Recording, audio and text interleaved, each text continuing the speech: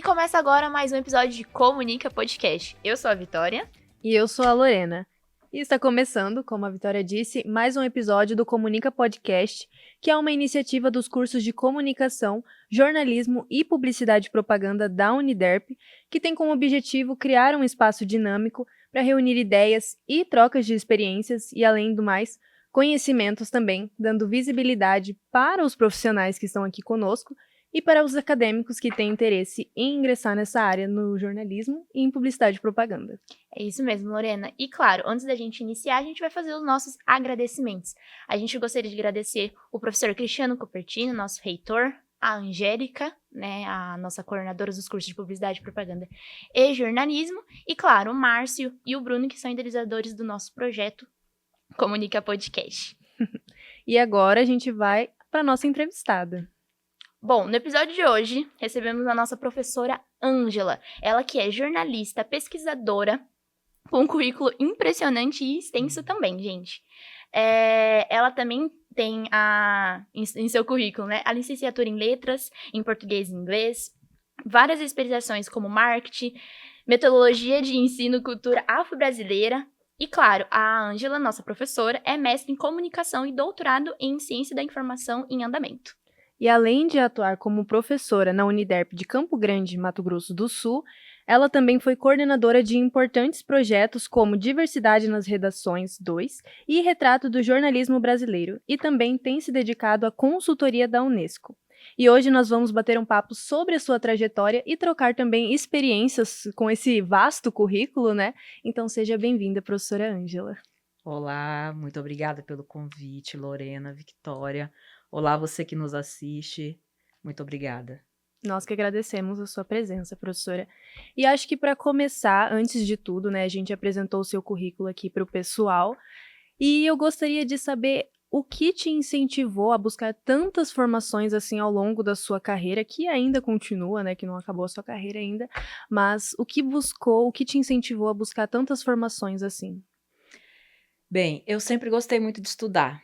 Isso desde criança, desde muito pequeno, sempre gostei muito de estudar. Eu sou filha de professora, então o incentivo à educação já vem daí também, né? E eu acredito que a educação ela é transformadora e a educação transformou a minha vida, né? Então tem também um pouco dessa questão, dessa base ideológica que eu tenho, que eu acredito no poder e no potencial da educação enquanto transformadora de vidas, né? Então, é por isso que eu, sempre que posso, estou envolvida em algum curso, em alguma coisa, em algum processo de formação.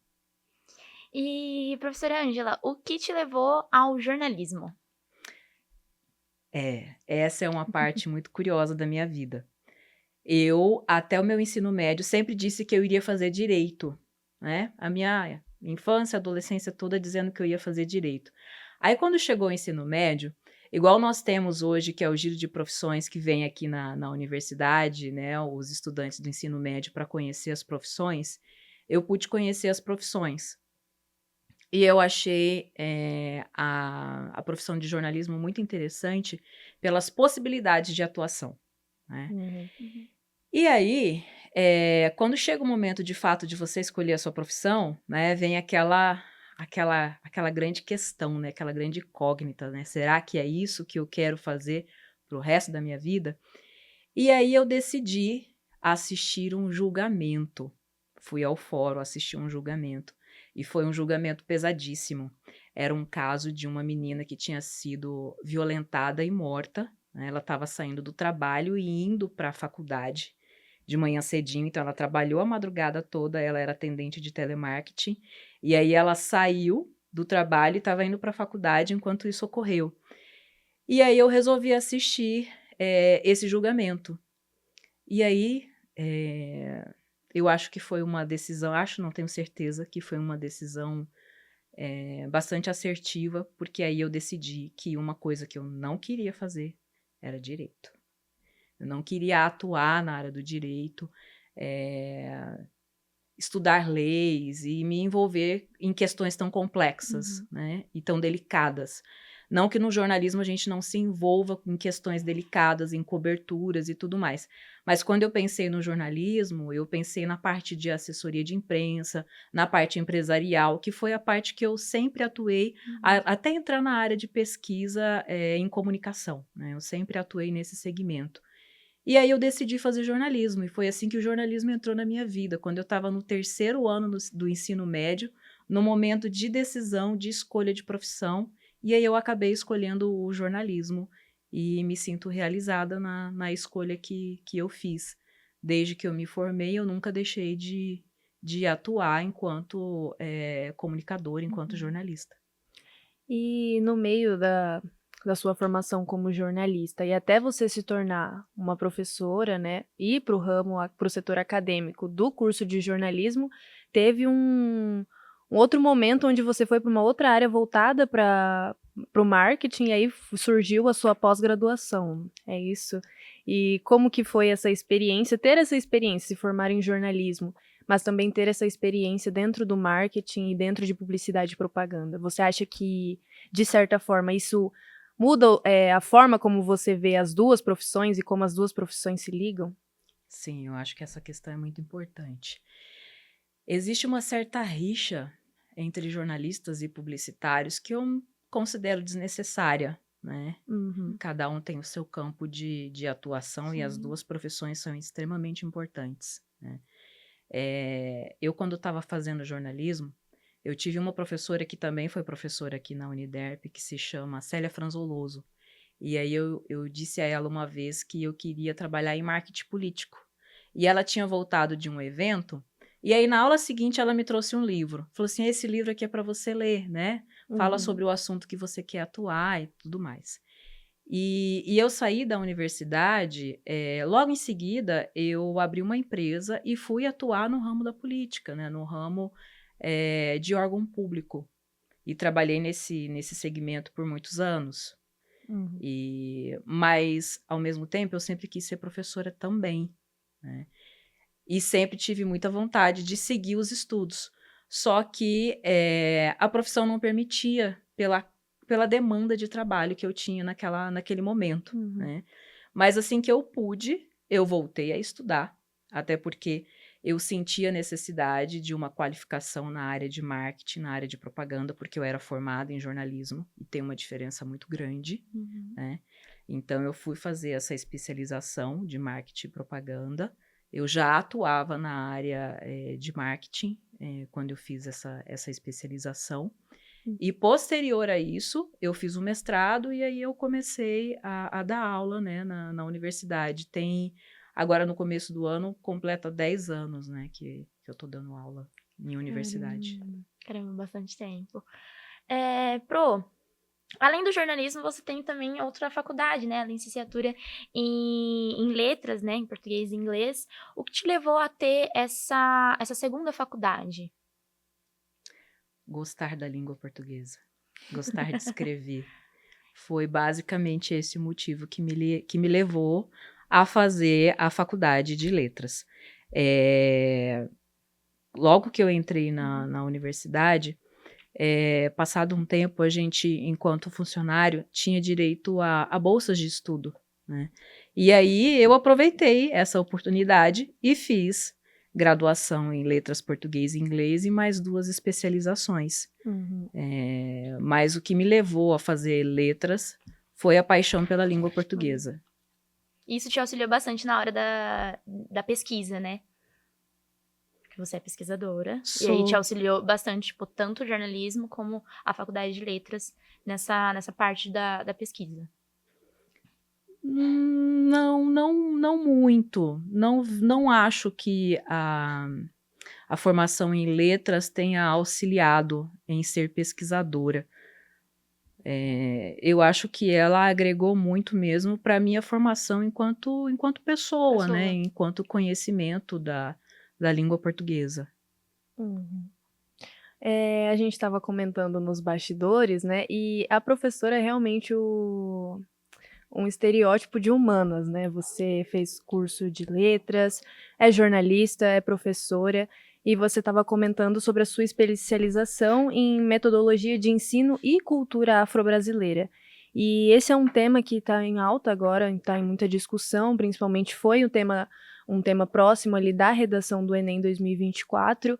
E eu gostaria de saber, com as suas especializações, como que a comunicação, como que você, sendo professor e tendo essas formações, vê a comunicação como setor responsável pela mobilização social? Qual é o papel principal de nós, comunicadores, né? Tanto de publicidade e propaganda quanto jornalistas? Qual é o papel fundamental que a gente tem, né, nessa área de mobilização social e também trazer esses jovens para assuntos, né, para serem mais engajados nesses assuntos tão pertinentes que são discutidos desde os tempos passados até hoje em dia? Bem, recentemente nós tivemos um caso, eu posso até citar esse caso como exemplo da importância da comunicação dentro da mobilização social. A gente teve um caso de uma mulher indígena que foi agredida por um policial recentemente, né? Sim. Houve uma mobilização popular e até uma participação da imprensa na cobertura desse evento por conta das divulgações nas redes sociais criadas por comunidades indígenas, né? Então, a mobilização popular, ela é muito importante e conectada à parte da comunicação. E você acha que nós, como jornalistas, principalmente, temos ali uma certa responsabilidade ao gerar essa movimentação social? Porque na teoria, sem os comunicadores, né, sem os jornalistas, as informações elas não chegam até um público certo. Então, de certa forma, a senhora acredita que nós somos responsáveis por trazer pautas pertinentes do cotidiano para as pessoas, para a população de forma generalizada? Sim, sim, o jornalista tem esse papel de levar a informação, de checar essa informação, né? Ainda mais em tempos de desinformação como a gente tem vivido, o principal papel do jornalista é esse, é checar a informação e dar a informação mais precisa possível. E uma outra questão também é ouvir todas as pessoas envolvidas, todos os lados, né? Dar uma abordagem o mais ampla possível da questão. Sim. A imparcialidade, né? Tem que estar atento a isso. Bom, Pro, você falou sobre essa notícia, né, referente a essa pessoa, né, a indígena. Você acha que na hora de informar essas notícias tem que ter uma certa delicadeza, um certo... Como eu posso dizer? Né? Sim, na hora de informar, porque são pessoas, assim, é uma informação que tem que chegar precisa para esse público, né? Tanto, não só para esse público, mas para nós também.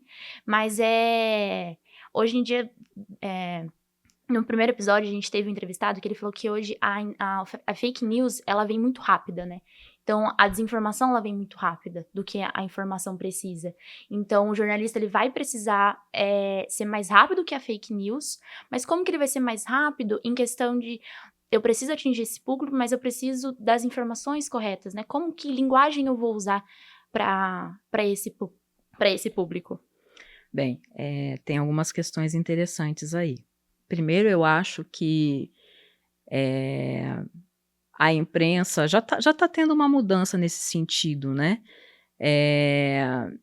De alguns termos que são utilizados, né? Tem até um artigo da Angela Kempfer, lá do Campo Grande News, que ela escreveu há muitos anos, quando um indígena ele morreu na BR, eu não me lembro exatamente como foi o ocorrido, e aí ela tem um artigo que ela fala nesse sentido, né, que as pessoas não se importam com informações relacionadas aos indígenas, que aí ela criou um título, né, de que uma criança indígena morreu na BR e não teve acesso.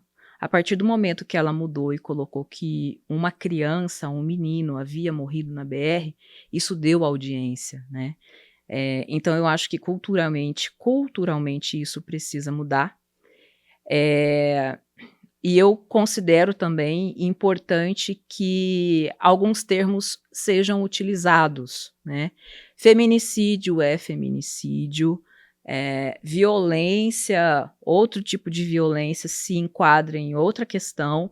Então, a utilização de termos que são termos que devem ser utilizados em alguns casos, e que às vezes o jornalista fica com um certo receio de utilizar, mesmo quando a justiça já se posicionou com relação a isso, né? Então, eu acho que isso também precisa ser avaliado. Professora, fazendo esse link com as redes sociais, a gente percebe, principalmente com os jornais que estão se adaptando para as redes sociais e divulgam suas notícias, principalmente no Instagram, a gente percebe ali aquela briga nos comentários muitas vezes, né? Porque as opiniões geralmente divergem quando é um assunto, uma pauta polêmica.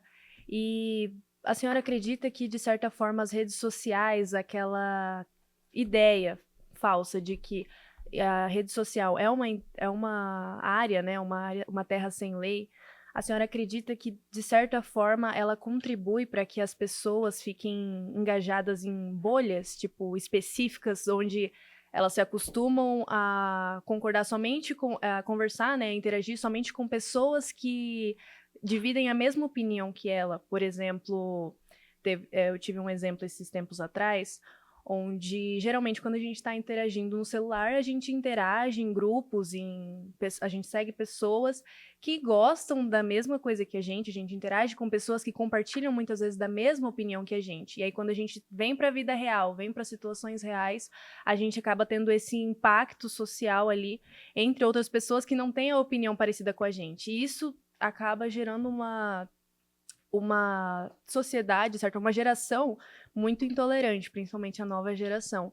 E a senhora acredita que, de certa forma, dentro do jornalismo, com essas novas tecnologias, com esse avanço, com essa atualidade, as pessoas dentro das redes sociais ficam mais intolerantes até mesmo para receber essas notícias? Por exemplo, principalmente tem muita divergência entre religião, né? É uma pauta, quando se trata de religião, uma notícia que trata de religião, tem muita divergência, tem muita briga nos comentários, muita briga fora também da internet.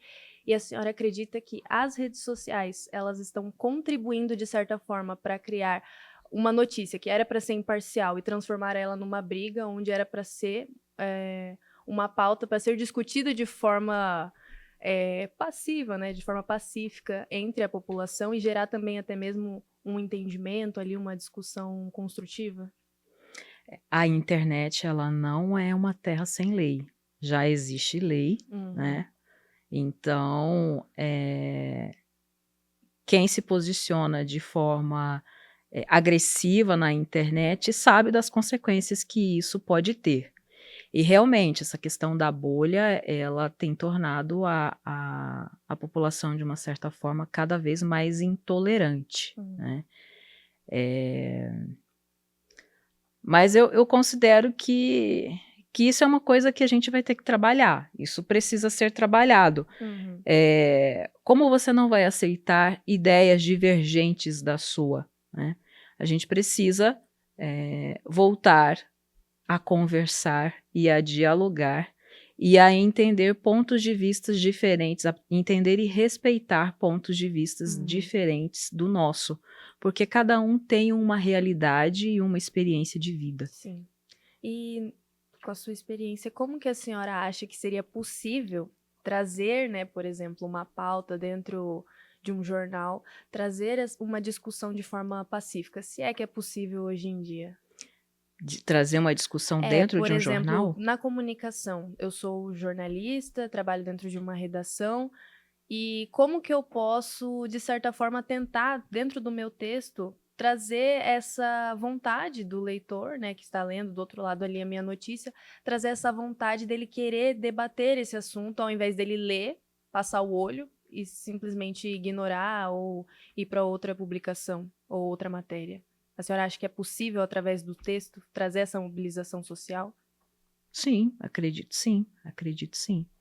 É importante ter bastante responsabilidade no que se aborda e na forma como se aborda, Sem né? sensacionalismo, no Abordar caso. temas com respeito, Uhum. né? Eu acho que essa é uma questão inicial para isso, né? Mas, por um outro lado, o leitor precisa ter minimamente um interesse também sobre o que você está falando. É.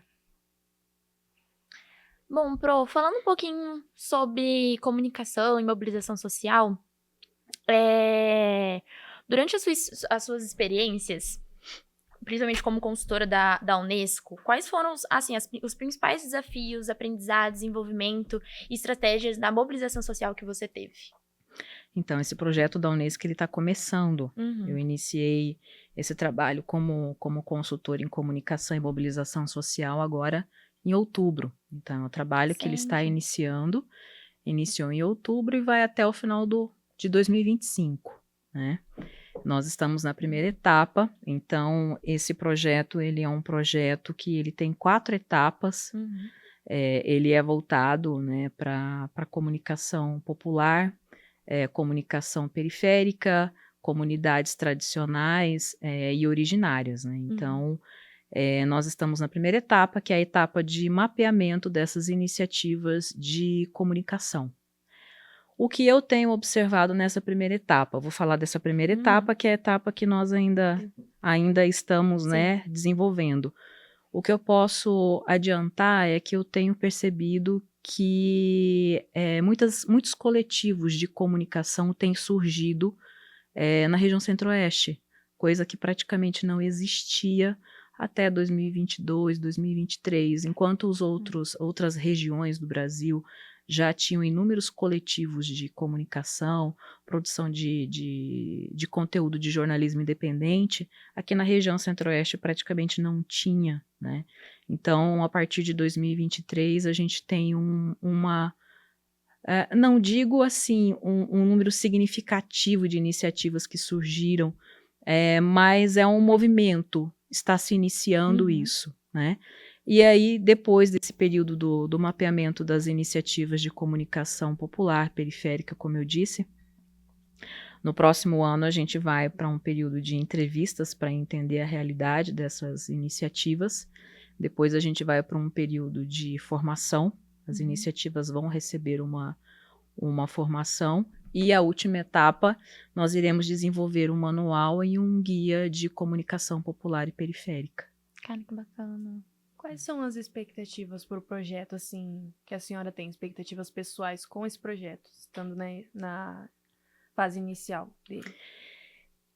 O ano passado eu coordenei uma pesquisa que se chama Retrato do Jornalismo Brasileiro, que foi desenvolvido pela Enóis Laboratório de Comunicação em parceria com o CERT e foi patrocinada pelo Google News, né? E nessa pesquisa a gente observou que as iniciativas de comunicação periférica e independente do Brasil, isso falando do Brasil, ela é composta principalmente por mulheres negras, né? E a gente observou também que boa parte dessas lideranças negras, elas são graduadas, elas têm especialização, têm mestrado, são pessoas extremamente qualificadas. Só que para manter a sua iniciativa, elas precisam ter 2, 3, 4 empregos. Então, elas precisam ter um emprego para se manter e manter a família, e um emprego também para manter a iniciativa dela que não dá renda para ela, né? Então, a minha expectativa para esse trabalho é o fortalecimento dessas iniciativas, né? Que é extremamente importante ter essas iniciativas nos territórios para a gente ter uma perspectiva de narrativa a partir das pessoas que estão nesses territórios. Então, a minha expectativa é bastante grande no desenvolvimento desse trabalho, nesse sentido da gente entender um pouco mais desse cenário e poder promover o fortalecimento das iniciativas. Bacana. Bacana, Pro. Na sua visão, esse papel da mobilização social, ele é importante? Ainda mais nos dias atuais, assim, pro jornalismo atual? Ele é muito importante, o papel da mobilização social.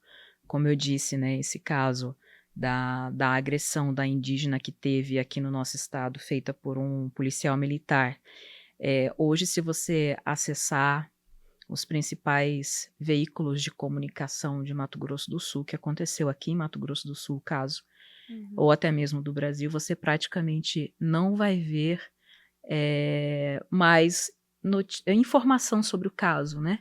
Você praticamente não vai ver mais informação sobre o caso.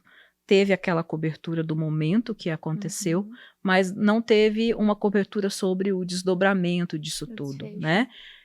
Não houve pelo menos que eu tenha acessado, que eu tive acesso, que eu tive conhecimento, não teve um material mais detalhado para entender qual era de fato o motivo dessa mobilização, há quanto tempo que essa comunidade está sem água, né? Que era isso o motivo da mobilização, né?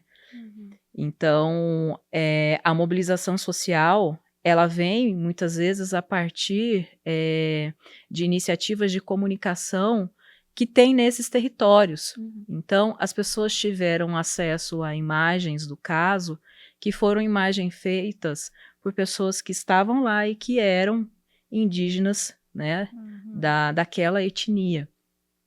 E isso teve um desdobramento maior porque houve uma mobilização nacional muito grande por parte dos indígenas de compartilhar o que estava acontecendo, né? Então, a partir disso, a imprensa tradicional fez a cobertura porque percebeu essa mobilização dos indígenas e não indígenas também. Muitas pessoas ficaram comovidas e chocadas com o que aconteceu, né? Então, a gente viu que por conta disso também houve uma cobertura naquele momento massiva da imprensa do que aconteceu. Mas não mais se fala sobre o caso, né? Enquanto que nessas iniciativas de comunicação ainda existe uma análise sobre o que está acontecendo, sobre o que aconteceu, né? E de uma certa forma cobrando também das autoridades, né, uma avaliação sobre o que houve, né, e que sejam tomadas as medidas cabíveis ao que ocorreu. Certo. Não, é complicado. Hoje, igual atualmente em Dourados está acontecendo, né? É um problema referente à água, né? Em uma tribo indígena em específico, e pouco se fala. Eu vi no começo da semana que falou sobre, né, que estava tendo, que policiais, acho que federais ou militares estavam lá, mas não se falou. Falou no começo da semana, mas não falou agora. O que aconteceu? Se foi falado alguma coisa na Casa dos Deputados, o que foi falado. E teve uma movimentação bem grande nas redes sociais também. Os vídeos, né, eles divulgaram sem... Porque geralmente a gente vê os vídeos na televisão tradicional com um borrão, né, ali para não aparecer sangue, ou enfim, pessoas feridas, mas na internet isso já não acontece, né? E aí a gente pôde ver também essa semana os vídeos, né, do confronto e os indígenas no chão. Mas teve uma resolução, de certa forma, bem rápida, porque essa semana foi divulgado, né, pelo governo do estado também uma solução ali para auxiliar os indígenas que estavam protestando pela falta de água, né? Então acredito que como a senhora disse, né, ter acesso à internet, conseguir, né, porque esses vídeos que foram divulgados, eles foram gravados pelos próprios indígenas, não teve uma cobertura, de certa forma, dos jornais tradicionais, onde eles foram lá e gravaram, dá para ver que a gravação foi uma filmagem bem amadora, e por conta disso teve essa repercussão na internet, os jornais começaram a divulgar a notícia, e aí teve essa resolução, de certa forma, que vai ser aplicada aí ao longo dos anos, né?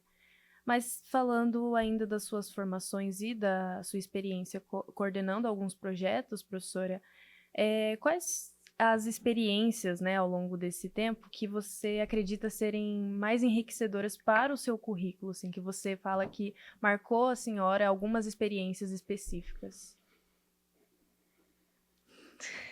Calma aí. A mais importante, eu acho que a mais desafiadora dos projetos que eu me envolvi até hoje foi justamente essa pesquisa, Retrato do Jornalismo Brasileiro, que ela tinha uma metodologia muito específica, e ela era uma pesquisa nacional, então foi uma pesquisa desafiadora de se desenvolver, e que trouxe números bem, bem interessantes, assim. E quando você fala de uma pesquisa quantitativa, que foi o caso dessa pesquisa, inicialmente eu pensava em números, numa coisa fria, sabe? Números, tantos por cento, igual às vezes a gente escuta números, né? Mas não consegue associar, humanizar, exato, exatamente, não consegue humanizar os números, né? E quando chegou ao final da pesquisa, que a gente teve acesso aos dados, eu me deparei com aqueles dados e eu falei, caramba, isso aqui não é sobre números, isso aqui é sobre pessoas, porque eu olhava aqueles números e eu conseguia identificar pessoas que eu conheço, jornalistas, que estão dentro daquela estatística, né? Então, atualmente, até o momento, para mim, esse foi o trabalho mais desafiador. E porque a gente está falando muito que a senhora coordenou projetos, é pesquisadora, e só para a gente finalizar essa parte, como que é dentro, né, ali da coordenação, como que é coordenar um projeto, a sensação, né, também, e também como que é dentro na atividade, no dia a dia, no cotidiano. prática. Na prática. Como que é? Coordenar um projeto exige um pouco de habilidade de liderança, né? E exige também bastante da gente do comprometimento, né? E aí, assim, as outras habilidades dependem do tipo de projeto que você vai desenvolver. Eu sempre me envolvo com projetos que tenham relação com o que eu acredito que seja importante, né? Que vai trazer algum tipo de complementação ou de conhecimento para mim enquanto pessoa, mas para a sociedade também. Eu penso muito nessa questão do que esse trabalho que eu vou me dedicar por horas, às vezes por um ano ou mais de um ano, o que isso vai trazer de contribuição e de colaboração para a sociedade. Então, normalmente eu vou por esse caminho para escolher. Agora, falar de outras habilidades, aí vai depender muito do tipo de projeto que se coordena. Entendi, bacana. Bacana. Pro, finalizando essa parte, sobre projetos futuros. E aí? Projetos futuros. Como tá 2025? Como tá Bom, 2026? 2025 eu estou envolvida com um projeto da Unesco, continuar dando aula, e uma meta de vida é finalizar o doutorado, né? Que até então eu não finalizei, então essa é a perspectiva principal, assim, essa é a meta. E em questão de... Como que eu posso te perguntar isso? Você que é jornalista, pesquisadora, professora, hoje, atualmente, consegue dizer que a Ângela lá de trás, que entrou né, que estava ainda indecisa, né, entre direito e jornalismo, ela tá realizada? Tem alguma coisa que tá faltando ainda ali? Claro que sempre tá faltando alguma coisa, mas tá realizada? Tá faltando alguma coisa? Olha, eu entrei lá atrás como acadêmica e eu pensei em fazer tal coisa, mas não foi pra frente e aí acabei indo pra esse lado. Como que tá a Ângela de lá atrás, né, pra a Ângela de agora? Um dia a Tata Werneck perguntou pra Ivete Sangalo, né, se ela achava que ela ganhava o suficiente, né, e aí ela falou que ela acha que, na verdade, ela nunca achou que ela iria ganhar o que ela ganha, né? Então, o que eu tenho a te dizer é, não falando da questão financeira, né, mas é que a sua pergunta me remeteu a isso. Ao financeiro? Mas eu nunca imaginei chegar onde eu cheguei, essa é a verdade. Eu fui além das minhas expectativas. Profissionalmente dizendo, a única coisa que eu ainda não consegui atender a expectativa que eu tinha, que é um sonho que eu tenho, é finalizar o doutorado.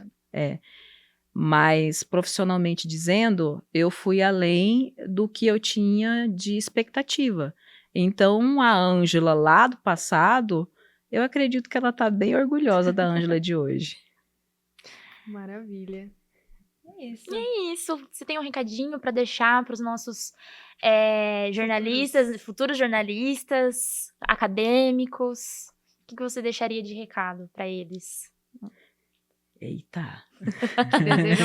Desejam trabalhar com pesquisa, com comunicação. Bom, eu acho que primeira coisa, você precisa ter identificação com a área, né? E a nossa área, ela tem essa vantagem. Quando no primeiro dia de aula eu pergunto para os alunos quem aqui está na universidade cursando jornalismo e publicidade porque quer ou porque o pai pediu para que fizesse, nunca nenhum aluno levantou a mão porque o pai ordenou que ele fizesse publicidade e jornalismo. Isso já é um ponto extremamente positivo, né?